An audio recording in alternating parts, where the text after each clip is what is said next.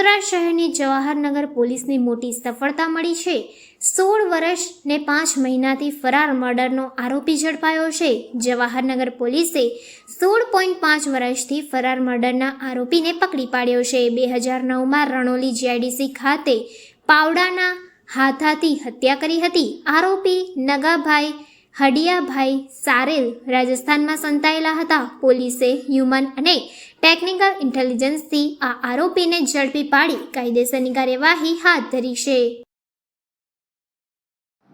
Jawahar Nagar police station વિસ્તારમાં 2009ની સાલમાં એક મર્ડરનો બનાવ બનેલો। એલએનટી જે કંપનીની ઓફિસ છે એના પરનો જે રોડ છે ત્યાં મુન્નાભાઈ ઇમરાન ઉર્ફે મુન્ના કરીને એમની હત્યા કરવામાં આવી હતી। જે તે સમયે આરોપી નાસ્તો ફરતો હતો। આરોપી કોણ હતો એ પણ ખ્યાલ નહોતો અને કયા બાબતે ઝઘડો થયો એ પણ ખબર ન હતી।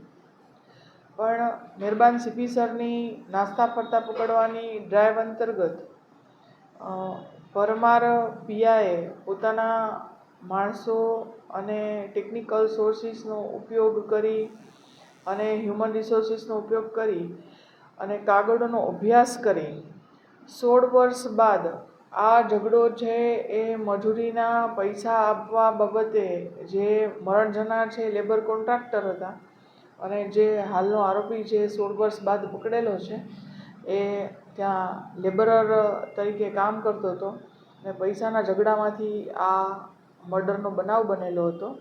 અને આ આરોપી રાજસ્થાનના બાંસવાડાનો છે। હ્યુમન રિસોર્સિસના આધારે ટીમ મોકલી અને ત્યાં વોચ ગોઠવી અને આરોપીને આજરોજ લાવી અને રિમાન્ડ મેળવવાની આગળની કાયદેસરની કાર્યવાહી કરવામાં આવી છે।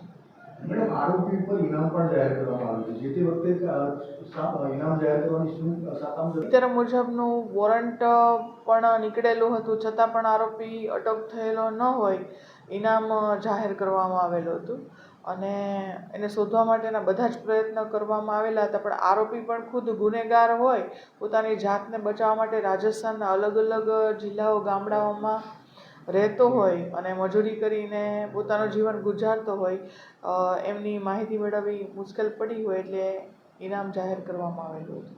કેટલું ઇનામ હતું અને શું 10,000 ઇનામ જાહેર કરવામાં આવેલું હતું। આવી જ લેટેસ્ટ અપડેટ માટે જોતા રહો ગુજરાત જનતા ન્યૂઝ વડોદરા।